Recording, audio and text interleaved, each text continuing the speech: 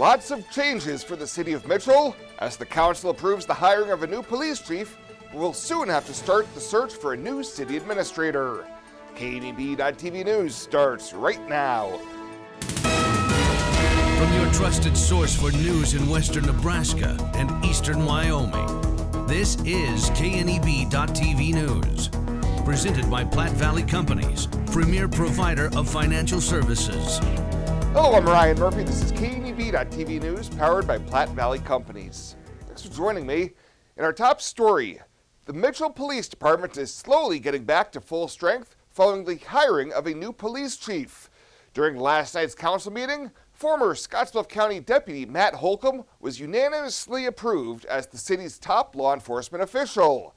The department had been without a chief since the January termination of Kevin Scheinowski. The city is also hiring Dominic Peterson as a part-time officer and hiring Zachary Stamen and Timothy Evans as full-time officers, and the city will be sending them to the police academy. Are they under a contract to serve with us for so many years? Yes, we changed it to 4 years now. Okay. Yeah, instead of the 2 that it was. The new chief, we talked with him and we decided it'd be 4 years. The city will soon have to begin their search for a new city administrator, however, as Perry Mader formally announced his resignation effective April 7th, as he took a similar position in Nebraska City. Well, with nearly all of the $1.8 million Regional Workforce Housing Fund administered by Twin Cities Development currently pledged or in use, TCD officials are approaching communities for their help to obtain yet another state economic development grant for the fund. TCD is seeking pledges totaling $500,000, which would be used to obtain a $1 million Nebraska Department of Economic Development grant, with the total added to the revolving fund intended for short-term, low-interest loans for housing construction and rehabilitation projects. Executive Director Jordan Dietrich says he's once again approaching communities in Scottsbluff, Kimball, and Morrill counties. Last round, we had Baird, Mitchell, Kimball, Gearing, and Scottsbluff all put money in. And then we also had TCD, WinHo, and NIFA put money in as well. So that's where all the projects have been happening in this last 2 years. This year, so far, we have Scottsbluff, Gearing, and Kimball are the ones that are likely to put money in, but we're still going through the LB 840 commissions and city council meetings. He says one developer has already paid back a loan received through the first round of funding, and the additional $1.5 million would help meet increasing demand. He says the organization is working quickly to obtain commitment letters from local governments, as the application deadline for the state grant is March 23rd. We'll have more news right after this. Swipe right, swipe left, endlessly searching. Finding the perfect match isn't always perfect, but it can be when it comes to finances. Nora found the perfect business loan. Jenny opened her first savings account. Grammy loves her checking account. We found a match for Wilson Farms. The Sandersons were matched with a mortgage. Regardless of your financial situation, Platte Valley Bank will match you with the perfect solution. Find your match at Platte Valley Bank.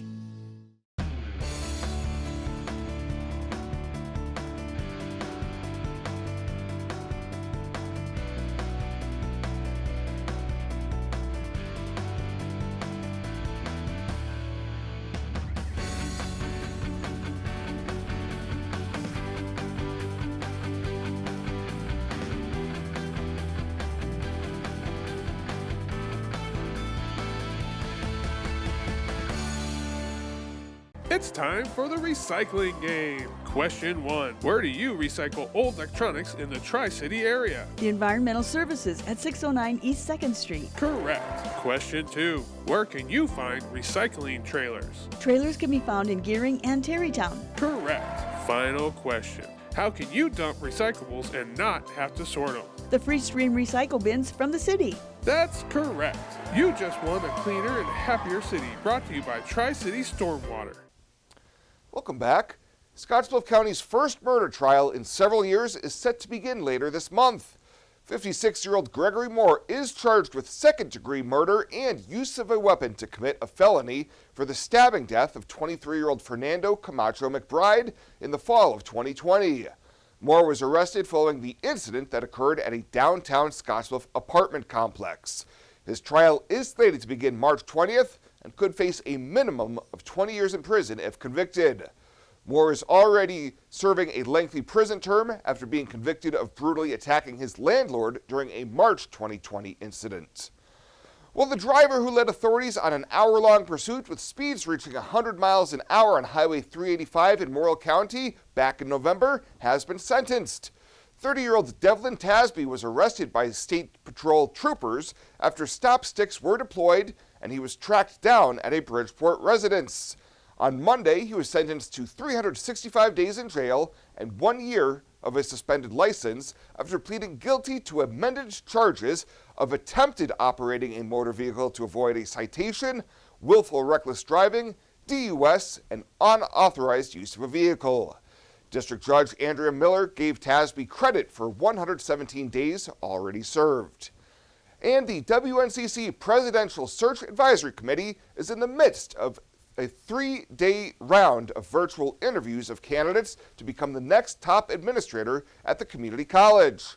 After narrowing a field of 42 applicants from across the nation last month, the committee will be learning more about the 9 semifinalists being considered to move forward in the process.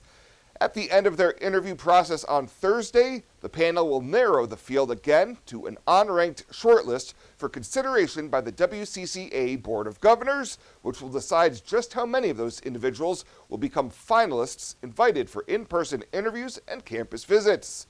The final list could be announced later this month at the board's regular March meeting.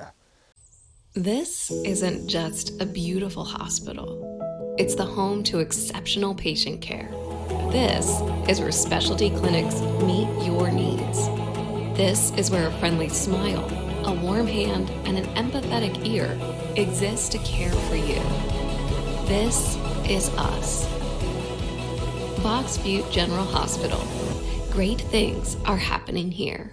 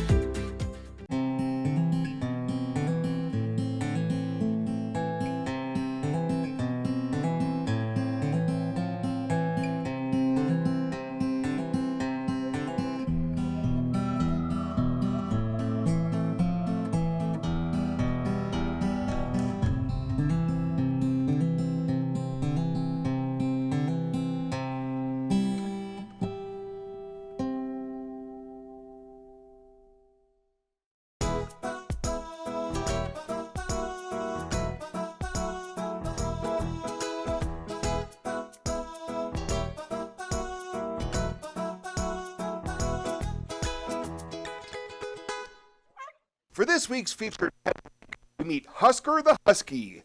This 8-year-old Siberian Husky mix has been at the Panhandle Humane Society for about 2 weeks now. Staff says he would rather spend time exploring his property than chasing around a ball or playing tug-of-war. His adoption cost is only $100, and that includes his neutering, microchipping, and all vaccinations.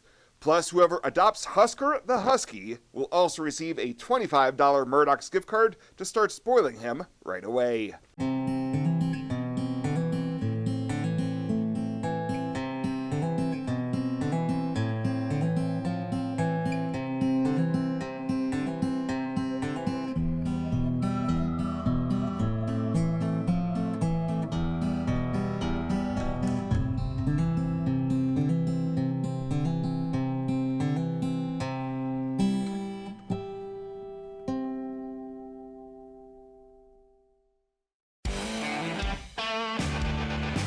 Welcome to Kelly's, home of the Valley's best selection of wine, spirits, and beer. Whether you're brand loyal to the tried and true brew or really enjoy trying something different and new, Kelly's has something for everyone. Family owned and operated and right on your way on West 27th Street in Scotts Bluff. Kelly's Liquor. If you can't find it at Kelly's, it's not worth drinking.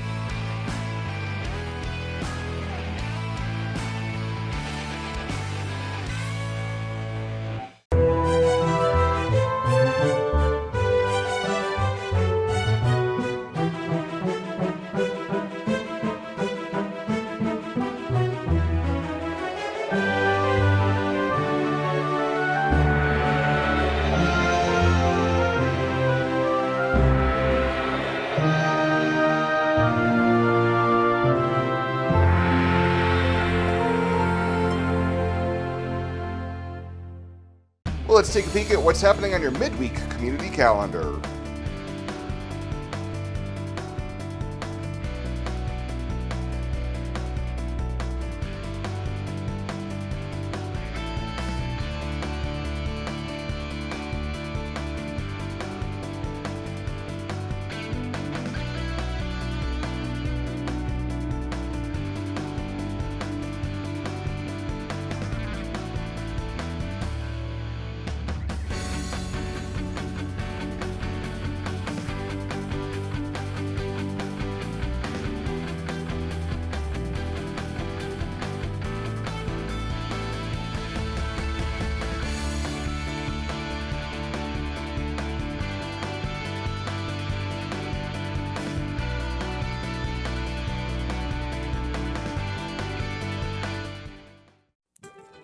The community calendar is brought to you by Riverstone Bank.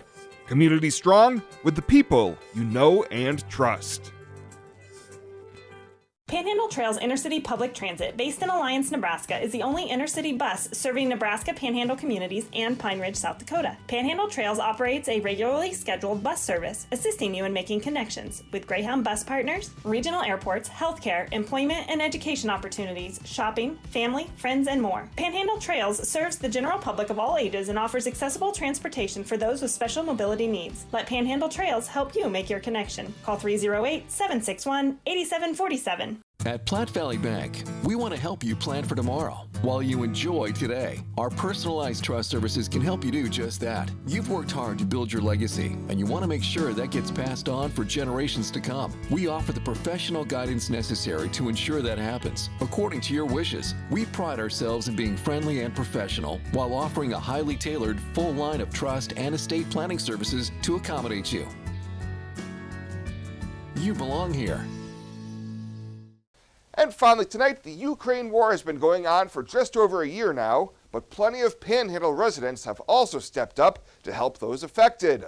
Last March, the Oregon Trail Community Foundation announced the launch of their local Ukraine relief effort with partnerships from Platte Valley Bank and Riverstone Bank. OTCF Director Kathy McDaniel says all in all, they helped raise approximately $66,000, which equates to more than 6,600 pallets of needed supplies, food, and medical equipment that was shipped to the front lines.